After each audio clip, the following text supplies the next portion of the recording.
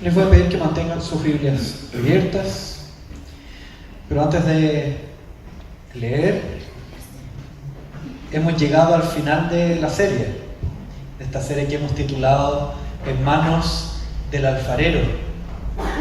La idea de esta serie ha sido presentar algunos personajes bíblicos, humanizarlos y observar algunos trazos de su personalidad, algunos de esos pecaminosos, otros no tanto, y cómo estos personajes fueron moldeados por Dios de diferentes formas. Vimos cómo, básicamente, cómo Dios actúa y transforma la vida de sus hijos. Entonces esta serie nació para que pudiéramos ver de forma más clara la gracia de Dios, no solo al alcanzarnos para salvarnos, sino que actuando en nuestro andar diario, actuando en nuestro día a día para transformarnos, restaurarnos y moldearnos a la imagen de Cristo. Primero vimos al hombre que ostenta el título de padre de la fe, Abraham, o padre de la confianza.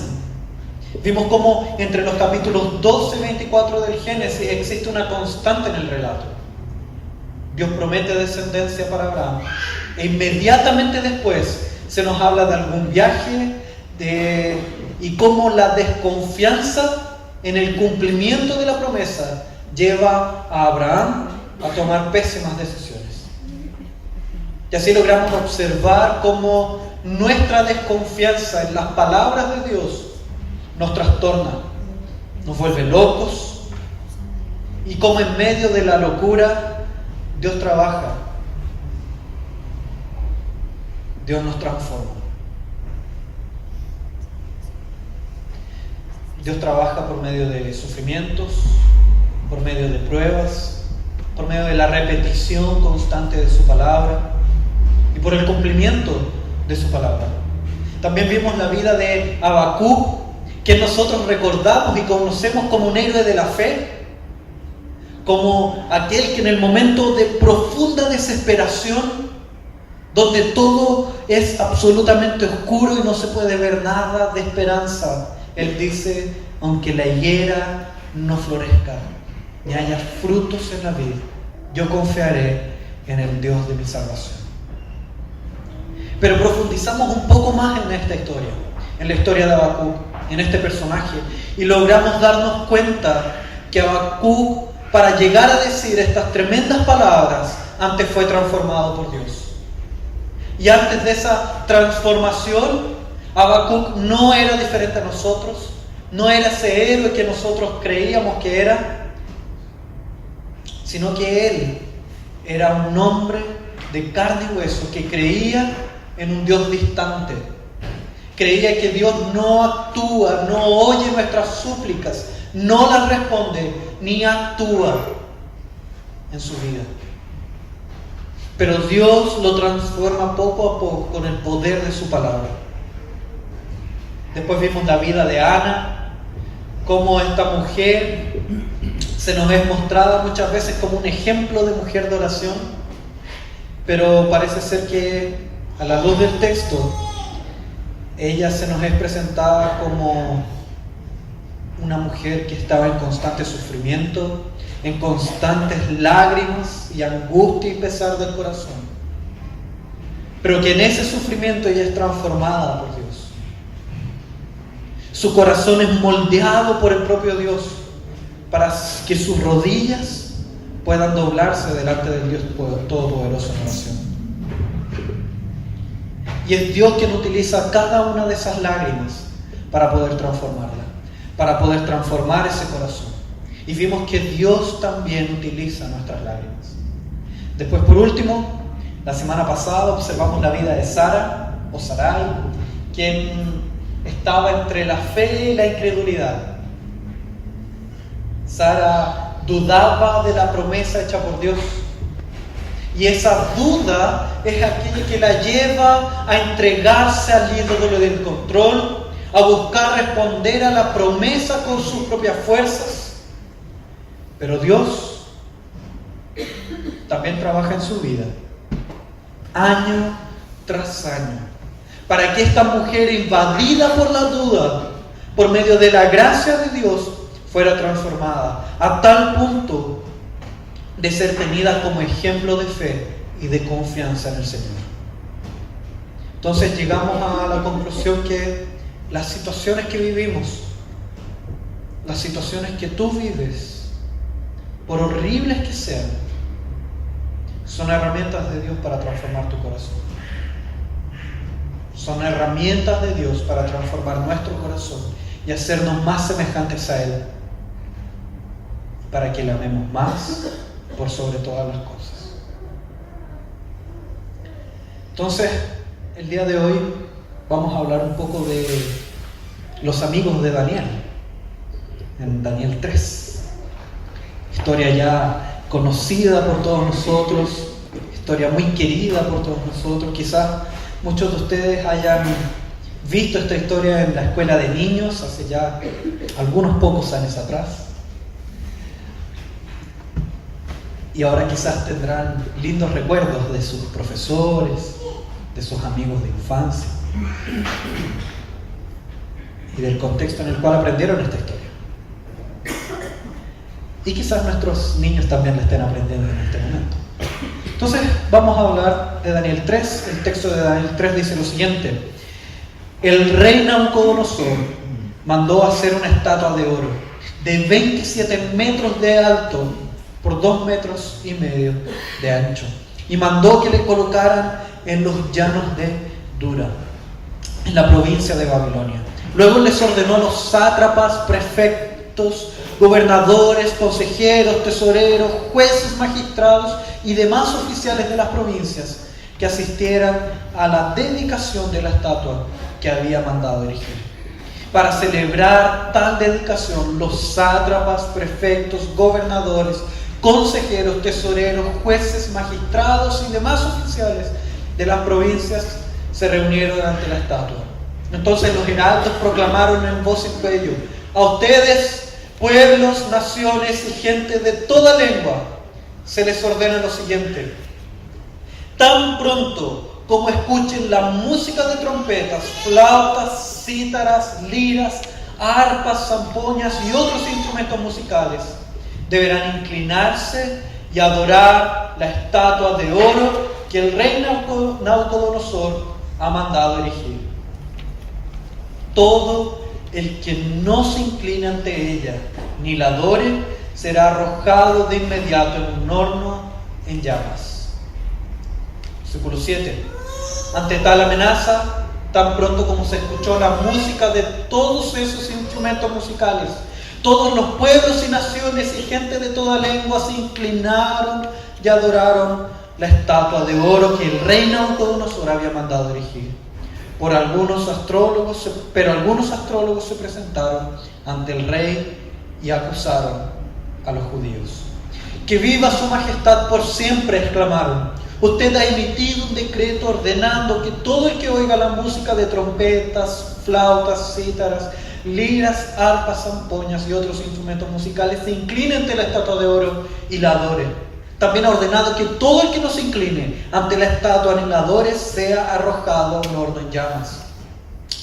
Pero hay algunos judíos a quienes su majestad ha puesto al frente de la provincia de Babilonia, que no acatan sus órdenes, no adoran a los dioses de su majestad, ni a la estatua de oro que mandó erigir. Se trata de Sadrach, Mesach y Abednego. Lleno de ira, Nabucodonosor los mandó a llamar. Cuando los jóvenes se presentaron ante el rey, Nabucodonosor dijo: ustedes tres, ¿es verdad que no honran a mis dioses, ni adoran la estatua de oro que he mandado erigir? En cuanto escuchen la música de los instrumentos musicales, más les vale que se inclinen ante la estatua que he mandado hacer y que la adoren. De lo contrario, serán lanzados de inmediato a un horno en llamas, y no habrá Dios capaz de librarlos de mis manos. Sadrach, Mesach y Abednego le respondieron a Nabucodonosor: no hace falta que nos defendamos ante su majestad. Si se nos arroja al horno en llamas, el Dios al que servimos puede librarnos del horno y de las manos de su majestad. Pero aun si nuestro Dios no lo hace así, sepa usted, no honraremos a sus dioses, ni adoraremos a su estatua. Ante la respuesta de Sadrach, Mesach y Abednego, Nabucodonosor se puso muy furioso y cambió su actitud hacia ellos. Mandó entonces que se calentara el horno 7 veces más de lo normal y que algunos de los soldados más fuertes de su ejército ataran a los 3 jóvenes y los arrojaran al horno en llamas. Fue así como los arrojaron al horno con sus mantos, sandalias, turbantes y todo, es decir, tal y como estaban vestidos. Tan inmediatamente fue la orden del rey y tan caliente estaba el horno que las llamas alcanzaron y mataron a los soldados que arrojaron a Sadrach, Mesach y Abednego, los cuales, atados de pies y manos, cayeron dentro del horno en llamas. En ese momento Nabucodonosor se puso en pie y sorprendido les preguntó a sus consejeros: ¿acaso no eran 3 los hombres que atamos y arrojamos al fuego? Así es su majestad, le respondieron. Pues miren, exclamó, allí en el fuego veo 4 hombres, sin ataduras y sin daño alguno, y el cuarto tiene apariencia de un dios. Dicho esto, Nabucodonosor se acercó a la puerta del horno en llamas y gritó: Sadrach, Mesach y Abednego, siervos del Dios Altísimo, salgan de allí y vengan acá. Cuando los 3 jóvenes salieron del horno, los sátrapas, prefectos, gobernadores y consejeros reales se arremolinaron en torno a ellos y vieron que el fuego no les había causado ningún daño, ni que ni uno solo de sus cabellos se había chamuscado. Es más, su ropa no estaba quemada y ni siquiera olía a humo. Entonces exclamó Nabucodonosor: alabado sea el Dios de estos jóvenes, que envió a su ángel y los salvó. Ellos confiaron en él y, desafiando la orden real, optaron por la muerte antes que honrar o adorar a otro Dios que no fuera el suyo. Por tanto, yo decreto que se descuartiza a cualquiera que hable en contra del Dios de Sadrach, Mesach y Abednego, y que su casa sea reducida a cenizas, sin importar la nación a que pertenezca o la lengua que hable. No hay otro Dios que pueda salvar de esta manera. Después de eso, el rey promovió a Sadrach, Mesach y Abednego a un alto puesto en la provincia de Babilonia. Entonces, ya hemos hablado de los sermones anteriores y el día de hoy concluiremos nuestra serie con un sermón un poco diferente. Antes vimos trazos de la personalidad de ciertos personajes y cómo Dios siempre está actuando en nuestra vida y transformándola de gloria en gloria para amarle más cada día. Pero surge la pregunta: ¿cómo amarle fuera de estas 4 paredes? ¿Cómo ser cristianos en el mundo? En el trabajo, en la universidad. ¿O cómo actúa el mundo robándose este corazón? ¿Cuál es la forma de actuar que tiene el mundo para robar ese amor que le debes a Cristo? Entonces, muchas veces cerramos nuestros ojos al actuar de Dios en nuestra vida por causa del mundo que hay en nosotros. Nosotros recibimos la orden de vivir en este mundo, ser luz, ser sal en este mundo. Ese no es el problema. El problema es cuando nosotros estamos en esta tarea de ser luz y sal y el mundo entra en nosotros. Como una ilustración ya famosa, como un barco en un río. El problema no es el barco estar en el río, ese es el lugar donde tiene que estar. El problema es cuando el río está en el barco, cuando el agua del río entra y hunde el barco. Y de eso debemos cuidarnos. Y es por esta razón que luego de ver el actuar de Dios en 4 sermones, como vimos cómo Dios actuaba en cada uno de nosotros, no solo en esos personajes bíblicos, sino que transformándonos a nosotros también, ahora veremos cómo el mundo actúa en nosotros. Entonces este sermón puede haber sido fundamentado en José, en Esther, personajes que estuvieron en la esfera pública. Pero hemos cogido el libro de Daniel, sus amigos, quienes estuvieron fuera de su nación, fuera del pueblo de Israel, y se mantuvieron santos. Y se mantuvieron fieles a Dios, a pesar que todo su alrededor les gritaba para negar a Dios. Y es interesante el texto de Daniel porque nos muestra personas santas en la esfera pública. No en su cuarto de oración, no en la iglesia, no en 4 paredes, sino que en el mundo. Entonces, en este texto podremos ver 3 elementos básicos que también observamos en el mundo que nos rodea, y no pocas veces en este mundo que nos cautiva. Si bien las escrituras muestran muchos más elementos, el texto de hoy presenta 3 básicamente. Ahora, ¿cuáles son estos 3 elementos que el mundo utiliza para alejarnos de una vida centrada en Cristo? ¿Cuáles son estos 3 elementos que hacen con que cerremos nuestros ojos al actuar de Dios en nuestra vida?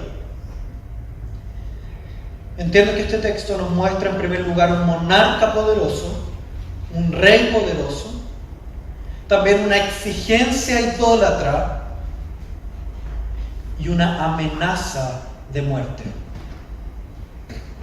Entonces, la historia de Daniel es muy conocida, muy probable que aquellos que hayan vivido su infancia corriendo por los templos de las iglesias recuerden la historia de Daniel, sus amigos, historias increíbles de ellos siendo salvados milagrosamente de un horno de fuego extremadamente fuerte, como fueron salvados de la cueva de los leones, Daniel siendo salvado de la cueva de los leones, y tantas otras historias que aparecen en este libro. Entonces podemos recordar de aquella época de cómo el pueblo de Israel había sido conquistado por un poderoso imperio, como donde los jóvenes de las clases altas y que al mismo tiempo fueran excelentes en conocimiento fueron llevados en cautividad para servir al rey. Fueron llevados como prisioneros para servir al rey. Y ese es el contexto de Daniel. Y sus amigos decían servir por sobre todas las cosas, no a este rey poderoso, sino que al rey de reyes. Y es así que no se contaminan con alimentos de la mesa del rey, puesto que el rey de reyes los había prohibido en su palabra. Y deciden vivir de forma obediente a la voluntad de Dios, a la palabra de Dios. Y esto les trae grandes bendiciones, grandes beneficios, y son incluso colocados en posiciones elevadas dentro del gobierno del rey Nabucodonosor, nombre raro. Y es así que los primeros 5 versículos nos muestran a este rey poderoso. El rey Nabucodonosor manda a crear una estatua enorme, bañada en oro probablemente. No sabemos cuál era la figura representada por la estatua. Puede haber sido el dios Nabu, que le da nombre a Nabucodonosor. O incluso puede haber sido su propia figura, una estatua del mismo, o de algún otro dios que debería ser adorado por todo el imperio. Y es así que el emperador forma toda una ceremonia de adoración para inaugurar esta estatua y el culto a este dios, donde son invitados todos los oficiales del reino, solo gente top, de alta, nadie de las clases inferiores como nosotros. Entonces, no es cualquier persona que está ahí. No son los rechazados de este mundo. Ve el versículo 2 como dice: Luego les ordenó a los sátrapas, prefectos, gobernadores, consejeros, tesoreros, jueces, magistrados y demás oficiales de las provincias que asistieran a la dedicación de la estatua que había mandado erigir, como una cuenta pública de Nabucodonosor. Como si no fuera suficiente, un público de este tipo, también se nos muestra una orquesta pomposa, llena de instrumentos, mostrando así su majestuosidad. Entonces vean conmigo los versículos 4 y 5, que dicen que entonces los heraldos proclamaron en voz en cuello: ustedes, pueblos, naciones y gente de toda lengua, se les ordena lo siguiente: tan pronto como escuchen la música de trompetas, flautas, cítaras, liras, arpas, zampoñas y otros instrumentos musicales, deberán inclinarse y adorar a la estatua del rey Nabucodonosor como ha mandado.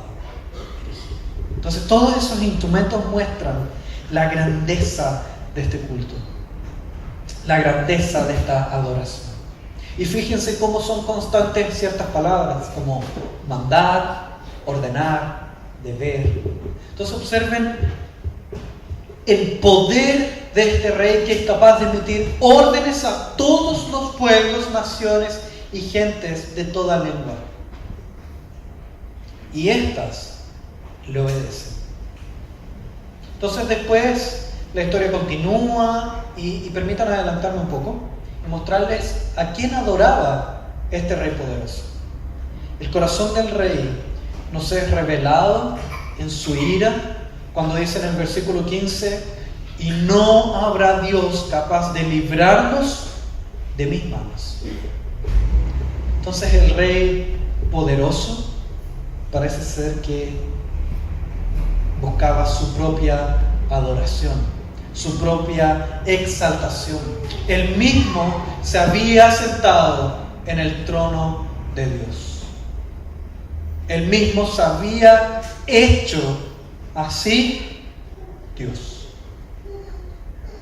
Este es el poderoso rey de este mundo. El mundo es guiado y tentado por su propia codicia. Vivimos en medio de guerras de egos, de pequeños imperios, pero poderosos en contra de nosotros mismos. El mundo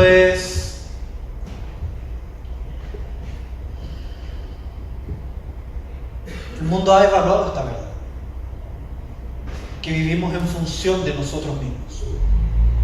Y se ha aprovechado de esto y ha transformado todas las esferas de la vida, todas las áreas de la vida, en trompetas, flautas, cítaras, liras, arpas y zampoñas, en objetos que buscan llevarnos a adorarnos a nosotros mismos. Corrompemos la belleza de la familia para nuestra gloria. Corrompemos las amistades, los bienes, las relaciones, la naturaleza y todo lo que nos rodea para buscar glorias propias y personales, para ser los instrumentos que nos adoren a nosotros mismos. Compramos y consumimos para satisfacer a nuestro diosecito que tenemos en nuestro corazón. ¿Qué somos nosotros? Los sufrimientos y que nos confronten con el pecado nos duelen.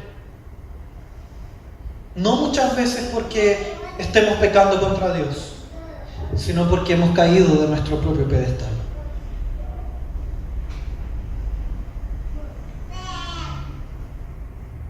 Y es el llamado a tener cuidado con este rey poderoso, que puede destruir tu vida y la de aquellos que te rodean. Pero después, en los versículos 6 al 8, no solo tenemos a este rey poderoso, sino que también una exigencia idólatra. Entonces, acabamos de ver cómo el mundo actúa por medio de un rey poderoso, por medio de nuestro ego, por medio de estos masajes a nuestro ego, por medio de la creación de pequeños reinos. Pero este rey ególatra solo se ve satisfecho cuando es adorado. Por lo tanto, en los versículos 6 al 8 vemos esta exigencia idólatra. Debemos comprender que en este tiempo casi todos los pueblos eran politeístas, en aquel tiempo de esta historia, y tenían varios dioses. Y en ese contexto, da lo mismo agregar un dios más a la gran camada de dioses que ya tenían. De hecho, los imperios grandes lo que hacían era aceptar a los dioses de las otras naciones y levantar uno que fuera adorado por todas las naciones. Y generalmente ese uno era el emperador. Entonces, el gran problema en ese contexto no era para las naciones, era para el pueblo judío de aquella época. Puesto que esta cultura politeísta exigía múltiples lealtades, que yo le fuera leal a varios dioses, mientras que el pueblo judío solo entendía una lealtad al Dios eterno y perfecto, al verdadero y único Dios. Y ojo, que este mundo no le exigía que dejara a su Dios, sino que le exigía múltiples lealtades. Podían continuar adorando a su Dios, pero también debían adorar a esta estatua que había sido levantada. Entonces, cuando comienza la adoración a la estatua y todos se arrodillan delante de ella, observan claramente cómo las rodillas de 3 jóvenes no se doblaron. No puede servir a 2 señores. Lo mismo ocurre en nuestro tiempo. El mundo no nos exige que abandonemos a nuestro Dios. Al cristiano no se le pide que deje de adorar a su Dios. No se le prohíbe adorar a su Dios en nuestro contexto y así como en el contexto de otros hermanos. Incluso en la esfera pública, como nosotros lo estamos haciendo ahora, podemos adorar a nuestro Dios. Lo que no es tolerado por el mundo es que no le rindamos gloria a los ídolos de la sociedad. De esta forma podrás encontrarte con que muchas veces es tenido como absurdo el mantener una ética cristiana en el trabajo, donde valores religiosos cristianos no son admitidos en el debate público. Cuando conversamos sobre nuestras posturas con relación a las cosas que nos rodean y colocamos como fundamento la Escritura, se nos es tenido como tontos, como crédulos que aceptan ser dominados por hombres. Y es así como el mundo nos dice constantemente que nuestro Dios no es suficiente para la esfera pública. Para la esfera privada todo bien, para nuestra casa y hasta por ahí nomás. Porque ahora incluso se nos dice que no podemos criar a nuestros hijos bajo los preceptos bíblicos de la palabra. Se nos dice que en las 4 paredes de nuestra iglesia está todo bien con tu Dios, continúa adorándolo. Pero en la medida que cruzas la puerta tienes que aceptar a nuestros dioses. Puesto que tu Dios es insuficiente. Es insuficiente para darle respuesta a los problemas de este mundo. Es insuficiente para darle respuesta a los problemas que enfrentamos en nuestra sociedad elevada. Por lo tanto, necesitas de nuestros dioses. El problema es que estas ideas entran en forma escondida y velada en nuestro corazón. Y es así que nuestro corazón actúa como una fábrica de ídolos y nos vemos en la necesidad de ir a los santuarios de este mundo a buscar significado, seguridad, felicidad y todo aquello que encontramos solamente en forma real en Cristo. Y de repente estamos en nuestra casa cayendo en lágrimas y nos vemos en la necesidad de ir al mall, porque es ahí donde encontramos al comprar significado, felicidad. Y es así donde también nos vemos en la obligación de correr a un psicólogo que nos pueda decir que no es mi culpa, que no es mi pecado, sino que es la crianza que me dio mi padre. Y nos tragamos los ídolos del mundo y los adoramos y nos entregamos al pecado y nos alejamos de Cristo. y nos alejamos de la cruz de Cristo y nosotros mismos, con nuestras obras y con nuestro corazón, decimos que Cristo es suficiente y que Cristo nos basta. Que Cristo no es suficiente para solucionar mi problema. Que Cristo no es suficiente para conformar mi corazón a su imagen. Y yo necesito de otras cosas, necesito desesperadamente de otras cosas. Y con nuestras palabras y con nuestro corazón decimos que Cristo no es Dios. Con nuestro actuar decimos que Cristo es suficiente. Y nos tragamos el discurso del mundo. Y lo hacemos parte de nuestra vida. Olvidamos que somos forasteros en esta tierra. Y en vez de ser moldeados por Dios, el Rey de nuestra nación, el verdadero Rey de Reyes, somos moldeados por el mundo y su Rey. Y es así que nos volvemos locos y empezamos a vivir en el mundo creado por Dios de acuerdo a las reglas creadas por los hombres.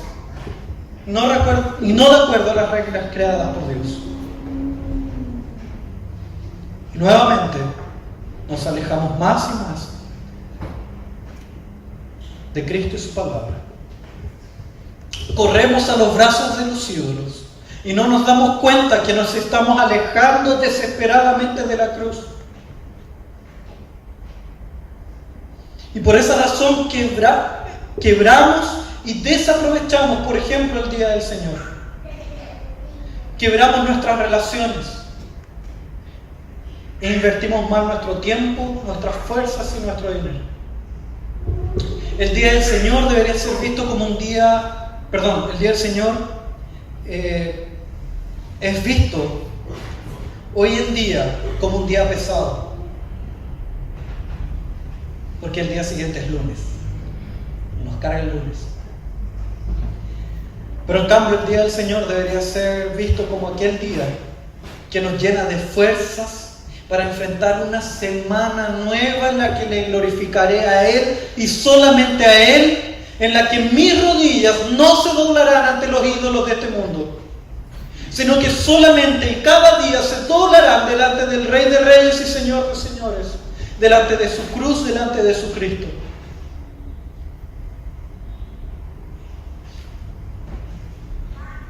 Nuestras relaciones las quebramos. Nuestras relaciones son ególatras. Son funcionales en relación a nosotros mismos. Puesto que creamos estas relaciones en base a privilegios que pueda obtener, posibilidades que pueda recibir, o incluso algo que no es tan malo del todo, de acuerdo a afinidades. En vez de que mis relaciones sean creadas como oportunidades de presentar y vivir la gracia de Dios. E invertimos más nuestro tiempo, fuerza y dinero cuando decimos cosas tan simples como: quiero darle lo mejor a mi familia. Y esa frase es interesante porque sabemos que ese lo mejor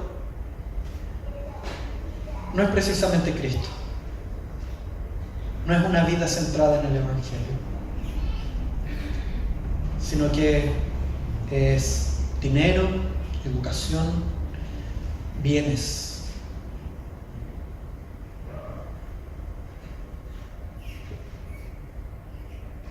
Qué pena por aquellos que no tienen recursos económicos suficientes, porque no pueden darle lo mejor a su familia. Entonces no sea castigo. Lo mejor que podemos darle a nuestra familia es Cristo. Solamente Cristo. Y lo terrible de todo es que no solo es un rey poderoso, que no solo hay una exigencia idólatra, sino que también hay una amenaza de muerte.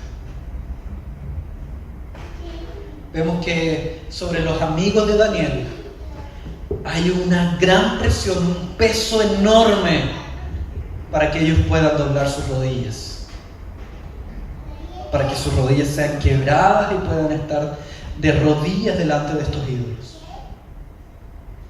Vemos una presión externa, donde ellos se encuentran en medio de un pueblo donde todos, absolutamente todos, doblan sus rodillas. Y lo más seguro es que ya en esa época muchos judíos también se hayan curvado delante del rey. Entonces, por lo tanto, arrodillarse no sería la gran cosa. Un humano, ¿qué daño va a hacer? Y también hay una presión interna, donde estos jóvenes luchan contra la carne. Ellos estaban en posiciones elevadas del reino y podrían perder todos esos privilegios. Y no solo eso, sino que la amenaza es literalmente mortal, puesto que en el versículo 6 está la amenaza del rey, donde dice: todo el que no se incline ante ella ni la adore será arrojado de inmediato a un horno en llamas. Entonces, en medio de esta amenaza donde encontramos la disputa de nuestro corazón, la disputa de amores, si amar a Dios o a los ídolos, el mundo acepta y quiere ser amado por nosotros, y es sagaz. Porque cuando respondemos que nuestro único amor es delante de Dios, es Cristo, el mundo nos dice: no hay problema, no hay problema, yo quiero que tú lo continúes amando a Él, pero yo solo quiero un pequeño espacio de tu corazón, el último, el más escondido, el más olvidado, nada más que eso. Tú puedes continuar adorando a tu Dios, puedes continuar amando a tu Dios, pero dame un pedacito pequeño de tu corazón. Y es ahí donde caemos, es ahí donde sucumbimos, porque Dios no acepta ser traicionado. El mundo acepta ser la amante de nuestro corazón, pero Dios no acepta traición. El versículo 12 nos muestra que aquel que no quiere sucumbir a esa tentación tiene un precio que pagar. Cuando los tres jóvenes no se arrodillan ante la estatua, ya hay algunos con los ojos puestos en ellos desde hace un tiempo, porque sabían lo que ocurriría con ellos, sabían que sus rodillas no se doblarían, y esa era la única forma de pillarlos y sacarlos de su posición elevada, por medio de la adoración a su Dios. Entonces Nabucodonosor pregunta: ¿están seguros que no quieren arrodillarse? ¿Están seguros que no quieren arrodillarse delante de mi estatua? Les voy a dar una nueva oportunidad. Y es así donde Nabucodonosor les da una nueva oportunidad de arrodillarse, idolatrar y despreciar su fe. Pero los jóvenes responden, en el versículo 16, que no es necesaria una segunda oportunidad, que no es necesario montar nuevamente este teatro de adoración falsa, porque ellos, a pesar de las consecuencias, no se arrodillarían. Ellos deciden firmemente no arrodillarse. Es una decisión tomada por ellos. Es importante ver que esta historia desde la perspectiva de los jóvenes, de aquellos jóvenes. Para nosotros que tenemos el texto completo y que leímos el capítulo 3 entero, es un texto maravilloso y muy lindo, porque vemos cómo estos jóvenes, al momento de no doblar sus rodillas, ellos son cuidados por Dios, ellos son salvados por Dios, son liberados por Dios. Pero eso es porque conocemos la historia entera y la liberación milagrosa. Pero estos jóvenes no sabían lo que iba a pasar. Es ahí donde vemos en los versículos 17 y 18 la fidelidad a Dios es independiente de las consecuencias. Los amigos no sabían el final de esta historia y por lo tanto ellos dicen: si Dios quiere. He recordado el caso de un hermano de la antigüedad del siglo II, se llamaba Policarpo de Esmirna. Se llamaba Policarpo, era de la ciudad de Esmirna. Y cuando él fue martirizado, cuando fue cuestionado por su fe y fue invitado cordialmente a negar su fe. Las palabras de él fueron: ¿cómo ser desleal con aquel que fue leal mis 86 años de vida?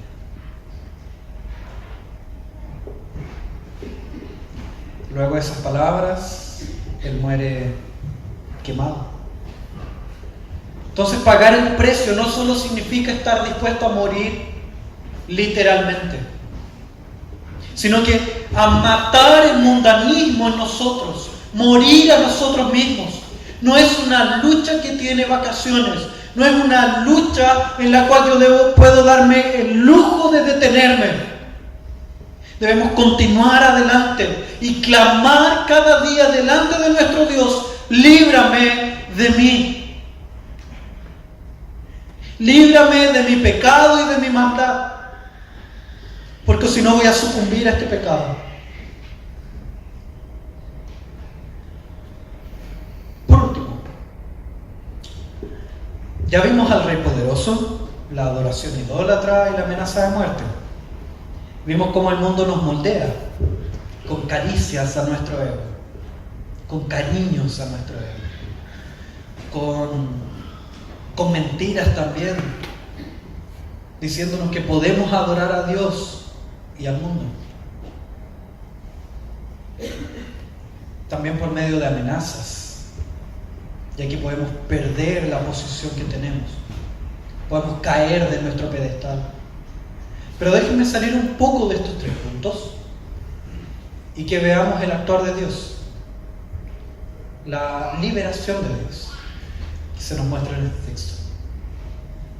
Interesante cómo el texto nos habla cómo fueron quemados los siervos del rey. Luego que el horno fue encendido incluso 7 veces más. Esas 7 veces no son literales, sino que la idea de mostrar que fue completamente encendido, absurdamente encendido. Y como a tal punto que los siervos del rey que lanzaron a los amigos de Daniel al horno mueren por causa de este fuego extremadamente intenso. Y delante de esta calamidad, los amigos de Daniel se entregan al Dios eterno. Como estando en el fuego, sus ataduras son quemadas. Y también aparece una cuarta persona en medio del fuego. Y probablemente, no puedo dogmatizar, no puedo ser tajante en esto, pero probablemente el cuarto sea la persona del Hijo, la segunda persona de la Trinidad, que en el día nosotros conocemos como Cristo y como Jesús. Y déjame mostrarte un hecho interesante en este texto, que dicha presencia no los libra de la tribulación. Cristo no los libra de la tribulación, porque ellos permanecen en el fuego, sino que los acompaña en la tribulación. Es Cristo presente en la tribulación, no es Cristo sacándolos. Y lo interesante es que esta historia no es sobre Sadrach, no es sobre Mesach, no es sobre Abednego, es sobre el cuarto personaje. Porque si fuera sobre Sadrach, Mesach y Abednego diríamos: oh, qué valientes fueron ellos, qué geniales fueron ellos, yo quiero ser así, y punto. Pero esta historia es sobre el cuarto personaje. Esta historia es sobre Cristo presente en la tribulación, Cristo presente en el sufrimiento. ¿Y cómo es ese Cristo el que vence? Es como ese Cristo es el Rey de Reyes, el Señor de Señores. Es aquel que se muestra como el verdadero Rey todopoderoso. Donde vemos a Nabucodonosor antes diciendo: ¿quién es el Dios que podrá librarnos de mi mano? Librarnos de mi mano. Y es aquí donde aparece este cuarto personaje y dice: yo soy el Dios verdadero, yo soy el Rey verdadero, yo libro a mi pueblo. Y nosotros nos conformamos con las migajas del mundo. Cristo está presente y los cuida, los restaura y los levanta. Cristo es el Rey de Reyes, Señor de Señores y Dios de dioses. Y es a Él a quien adoran, es a aquel a quien sirven y es delante de Él que se doblan sus rodillas. A quien nosotros adoramos y es aquel delante del cual se doblan también nuestras rodillas. Y no delante del mundo, no delante del pecado, no delante de nuestro ego, no delante de nuestras propias tentaciones, delante de nuestra codicia, sino que delante del Dios eterno e inmortal.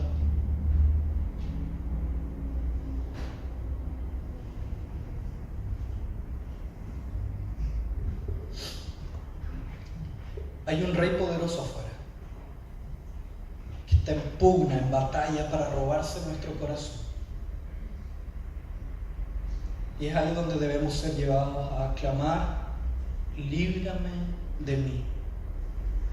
Quiero ser vaciado del ego que falsamente me llena y ser llenado de tu Espíritu. También hay una exigencia idólatra. Este rey se quiere robar tu corazón y se presentará como un pequeño e inocente acto, pensamiento, deseo, oferta, pero que con el tiempo te llevará lejos de Cristo. También hay una amenaza de muerte. También hay una amenaza de muerte. Probablemente tú estés luchando con el amor al mundo y todo alrededor sea oscuro.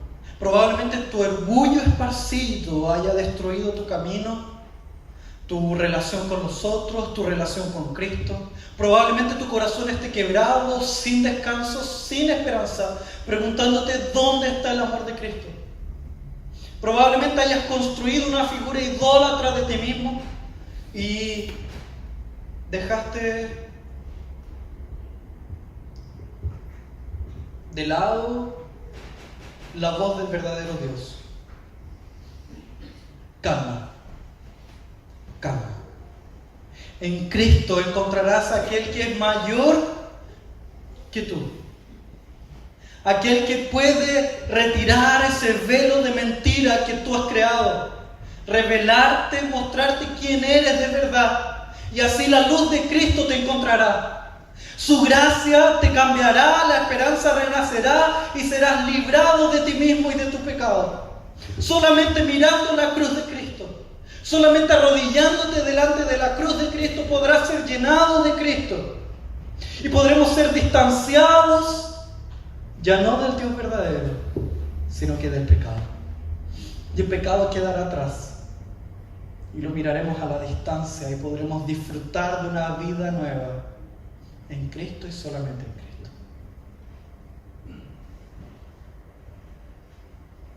Y es así que el mundo actúa. Es así como el mundo actúa. Pero por sobre el mundo, por sobre los reyes del mundo, hay un rey eterno, verdadero y perfecto, que gobierna absolutamente todas las cosas y que dice sobre nuestro corazón: este corazón es mío. Él me pertenece a mí.